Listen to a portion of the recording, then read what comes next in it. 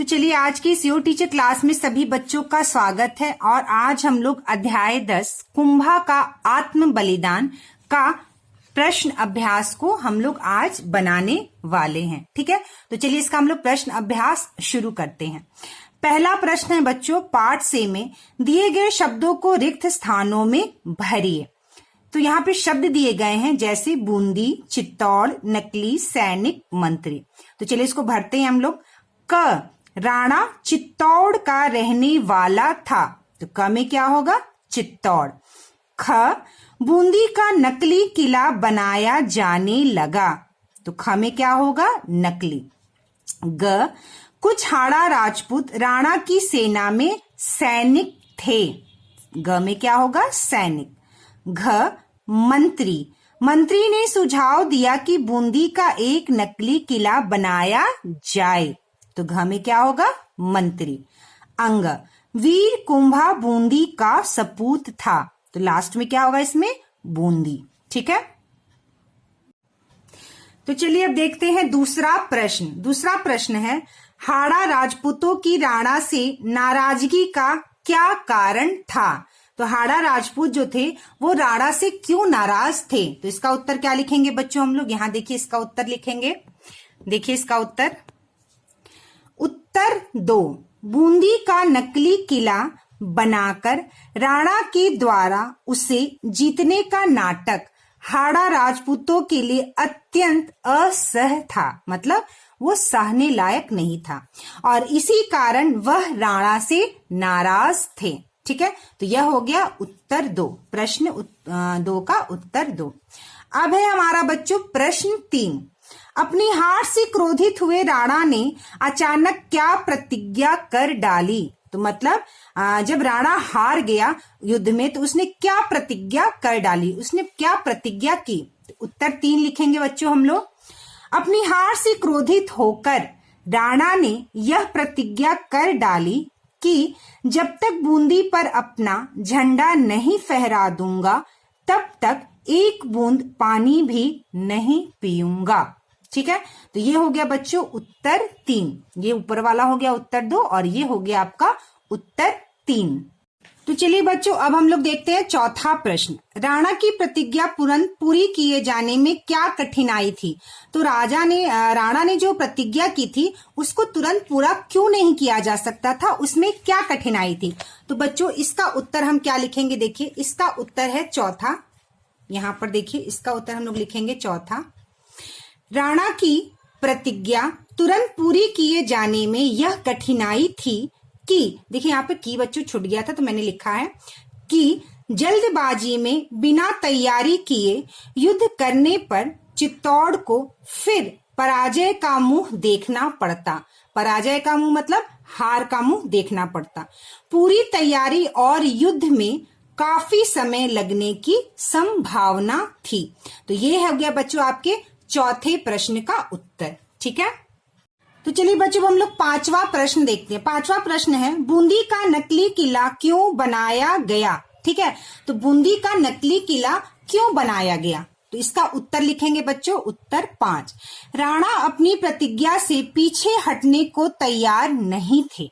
पूरी तैयारी और युद्ध में समय लगता, इसलिए एक मंत्री को यह उपाय सूझा कि बूंदी का नकली किला बनाया जाए और राणा उसे जीतकर अपनी प्रतिज्ञा पूरी करे। तो ये हो गया बच्चों आपके पांचवें प्रश्न का उत्तर। ठीक है, आप इसका स्क्रीनशॉट ले लीजिए, चौथे प्रश्न का उत्तर और यह हो गया आपके पांचवें प्रश्न का उत्तर। ठीक है, अब देखिए यहाँ पर है छठा उत्तर।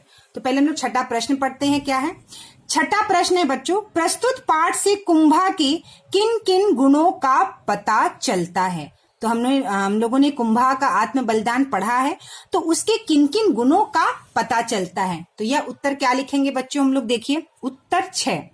प्रस्तुत पाठ से हाड़ा कुंभा के बल, शक्ति, शौर्य, वीरता, बहादुरी, निर्भीकता, मातृभूमि के प्रति भक्ति और बलिदानी के गुणों का पता चलता है। ठीक है, बल शक्ति मतलब उसको कितनी शक्ति थी, उसका कितना बल था, उसका शौर्य कितना था, वो कितना वीर था, कितना बहादुर था। निर्भीकता मतलब उसको डर नहीं था।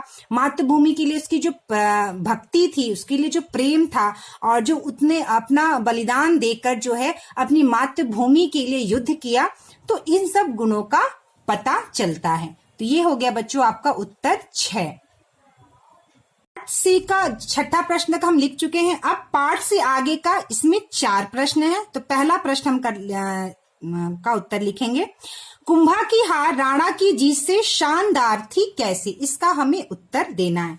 तो कैसे कुंभा की जो हार थी वो राणा की जीत से भी शानदार कैसी थी? तो इसका उत्तर लिखेंगे उत्तर 1 पाठ से आगे का।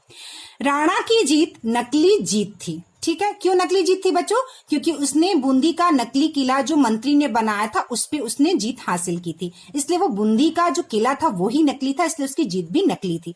राणा जीत कर भी हार गया और कुंभा अपनी मातृभूमि की आन बान के लिए मरकर भी युद्ध में जीत गया। मतलब कि वह युद्ध करते करते उसने अपना बलिदान कर दिया और वह मरकर भी क्या हुआ, हार कर जीत गया।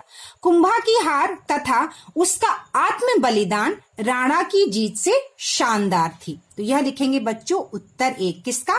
पाठ से आगे का, ये पहले का उत्तर हुआ। ठीक है, चलिए अब देखते हैं बच्चों दूसरा प्रश्न। दूसरा प्रश्न है, आप अपनी मातृभूमि की रक्षा के लिए क्या क्या कर सकते हैं? तो देखिए बच्चों, पहले जो मातृभूमि की रक्षा हम कैसे करते थे, युद्ध होता था और युद्ध में लड़कर करते थे और भी बहुत तरीके से करते थे। लेकिन आज जो आप मातृभूमि की रक्षा, मातृभूमि क्या होती है? जहां आपका जन्म होता है। ठीक है, तो हमारी जो मातृभूमि होती है जहां के हम होते हैं, तो अपनी मातृभूमि की रक्षा के लिए, तो इसका उत्तर हम क्या लिखेंगे कि आप अपनी मातृभूमि की रक्षा करने के लिए क्या क्या कर सकते हैं। अब तो उत्तर हम लिखेंगे यहाँ पर, अपनी मातृभूमि की रक्षा के लिए हम नौकरी या व्यवसाय से जो धन अर्जित करते हैं, मतलब कमाते हैं, उसमें कुछ अंश गरीब, जरूरतमंद व देश हित में खर्च कर सकते हैं। पर्यावरण की रक्षा के लिए समाज के लोगों को जागरूक कर सकते हैं। ठीक है, तो हमारी जो मातृभूमि होती है, हम जहाँ रहते हैं और जो हमारी मातृभूमि होती है, उसकी सेवा हम इस प्रकार कर सकते हैं। जो हमारे समाज के जो लोग गरीब हैं, जरूरतमंद हैं, हम उनकी सेवा कर सकते हैं। देश हित में हम अपना पैसा खर्च कर सकते हैं जो हम कमाते हैं। पर्यावरण, जिससे हमको ऑक्सीजन मिलता है, पानी मिलता और प्राकृतिक संसाधन जो मिलते हैं, उसके लिए हम समाज के लोगों को जागरूक कर सकते हैं और अपने पर्यावरण की रक्षा कर सकते हैं। तो हम अपनी मातृभूमि की रक्षा के लिए ये सब चीजें कर सकते हैं। ठीक है, तो बच्चों पाठ से आगे का ये पहले प्रश्न का उत्तर और यह हो गया आपके दूसरे प्रश्न का उत्तर। अब हम लोग आगे चलेंगे तीसरा और चौथा प्रश्न। तो देखिए बच्चों, यहाँ पर पाठ से आगे का तीसरा प्रश्न क्या है? हाड़ा कुंभा की किस बात ने आपको सबसे ज्यादा प्रभावित किया और क्यों? तो जो हाड़ा कुंभा जो था उसकी किस बात ने आपको प्रभावित किया, जो कौन सी बात आपको सबसे ज्यादा अच्छी लगी? तो हम यहाँ लिखेंगे बच्चों, हाड़ा कुंभा की इस बात ने मुझे सबसे ज्यादा प्रभावित किया कि मैं रक्त की आखिरी बूंद शेष रहने तक अपनी मातृभूमि की रक्षा करूंगा, क्योंकि इससे कुंभा का अपनी मातृभूमि के प्रति प्रेम, भक्ति और बलिदान का पता चलता है। तो ये जो लाइन है, मैं रक्त की आखिरी बूंद तक शेष रहने तक अपनी मातृभूमि की रक्षा करूंगा, ऐसा कुंभा ने कहा था और यही बात मुझे सबसे ज्यादा प्रभावित करती है। और क्यों प्रभावित करती है? क्योंकि कुंभा का इससे अपनी मातृभूमि के लिए प्रेम, भक्ति और बलिदान का पता चलता है। तो ये हो गया आपका तीसरे प्रश्न का उत्तर पाठ से आगे का। ठीक है, चलिए अब है चौथे प्रश्न। अगर आपकी जमीन पर कोई बलपूर्वक एवं छल पूर्वक कब्जा करना चाहे तो इस समस्या का समाधान आप कैसे करेंगे? ये आपका प्रश्न है। तो इसका समाधान हम कैसे करेंगे बच्चों? अगर हमारी जमीन पर कोई बलपूर्वक या एवं छल पूर्वक कब्जा करना चाहेगा तो हम पहले कोशिश करेंगे कि उसे समझाएं। अगर समझाने से समस्या का हल नहीं हुआ तो हम न्यायालय का सहारा लेंगे।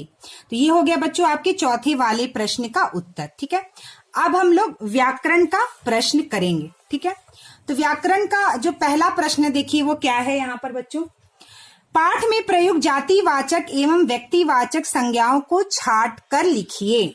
ठीक है, पहला प्रश्न। तो देखिए बच्चों यहाँ पर जातिवाचक और व्यक्तिवाचक संज्ञा को मैंने छांट कर लिखा है। जातिवाचक संज्ञा उस संज्ञा को कहते हैं जिससे किसी स्थान, वस्तु या जो है व्यक्ति का पता चलता है, संपूर्ण का बोध होता है। ठीक है, और व्यक्तिवाचक संज्ञा जो होता है उससे क्या होता है, किसी भी ऐसे शब्द से किसी विशेष व्यक्ति, विशेष स्थान और विशेष वस्तु का पता चलता है। ठीक है, विशेष का पता चलता है।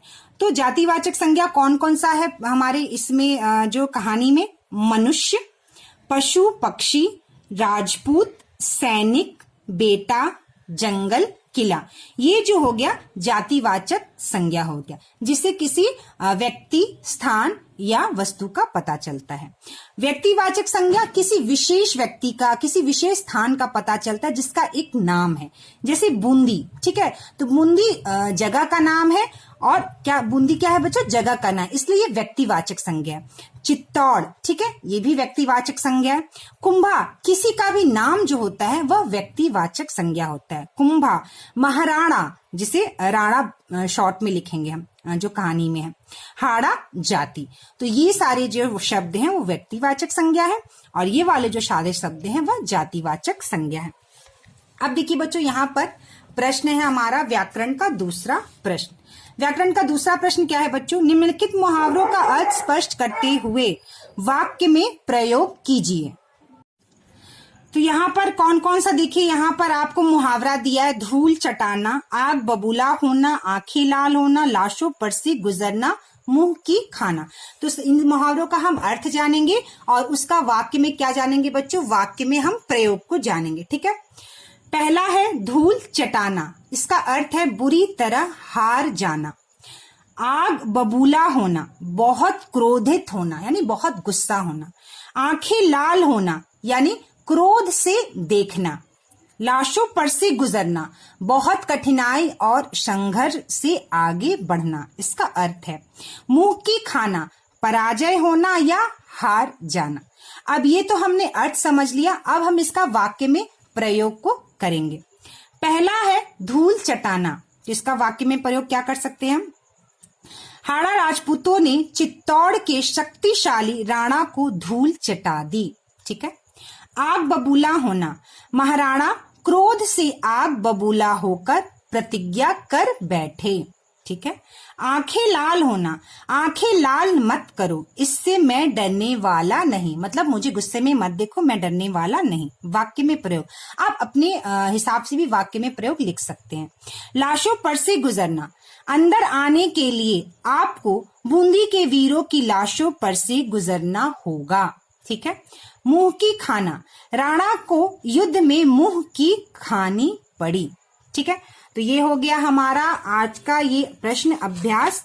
नेक्स्ट वीडियो क्लास में बच्चों हम लोग कबीर के दोहे पढ़ेंगे। ठीक है।